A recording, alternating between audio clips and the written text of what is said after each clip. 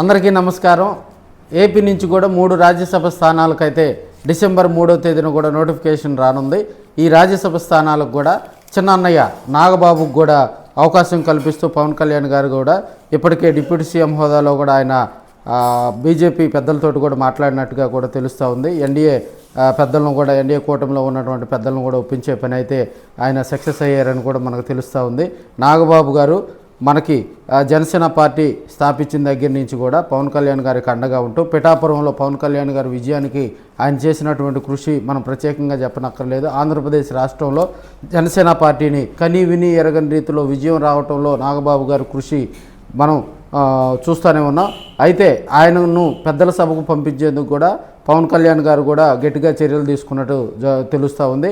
అయితే ఆంధ్రప్రదేశ్ రాష్ట్రంలో 3 రాజ్యసభ స్థానాలకు కూడా నోటిఫికేషను 3వ తేదీన ఇవ్వనుంది. డిసెంబర్ 10వ తేదీన కూడా దానికి సంబంధించి కూడా నామినేషన్ వేయనున్నారు. డిసెంబర్ 20వ తేదీ కూడా దానికి సంబంధించి రాజ్యసభ ఎన్నికలు జరిగే అవకాశం ఉంది. సో ఇప్పుడున్న పరిస్థితుల్లో కూడా సానా సతీష్, వంగవీటి రాధ వీరిరువురు కూడా రాజ్యసభ రేసులో ఉన్నట్లుగా కూడా తెలుస్తుంది. క్యాస్ట్ ఈక్వేషన్స్లో భాగంగా మనకి పిఎస్సి అదేవిధంగా కార్పొరేషన్ చైర్మన్లు కూడా కాపులకు కేటాయించడంతో కూడా ఒకవేళ క్యాస్ట్ ఈక్వేషన్లో కనుక నాగబాబు గారు కనుక ఒప్పుకుంటే ఆయనకు ఆ పదవి దక్కే అవకాశం ఉంది.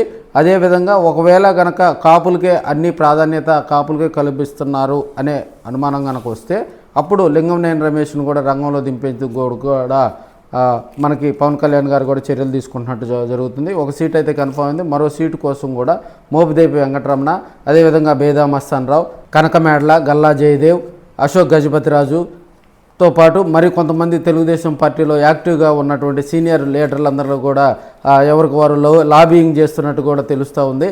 అయితే పవన్ కళ్యాణ్ గారు మాత్రం అన్నయ్య నాగబాబు గారికి కూడా ఆ సీటు వచ్చేలా కూడా బీజేపీ పెద్దలతోటి ఇటు తెలుగుదేశం పెద్దలతోటి కూడా చర్చలు జరిపినట్టుగా కూడా తెలుస్తుంది. ఈ క్యాస్ట్ ఈక్వేషన్లో కనుక ఏదైనా కొంత ఇబ్బందికర పరిస్థితులు వస్తే లింగంనేని రమేష్కి కూడా ఆ పదవి ఇచ్చేందుకు కూడా చర్యలు తీసుకున్నట్లుగా కూడా తెలుస్తుంది. మరో కొన్ని రోజుల్లో కూడా పెద్దల సభకు నాగబాబు గారు కానీ లింగంనేని రమేష్ కానీ వీరిద్దరిలో ఎవరో ఒకరు కూడా మనకి జనసేన పార్టీ నుంచి కూడా ఆ పదవి దక్కించుకునే అవకాశం ఉందని కూడా మనం తెలియజేసుకోవచ్చు.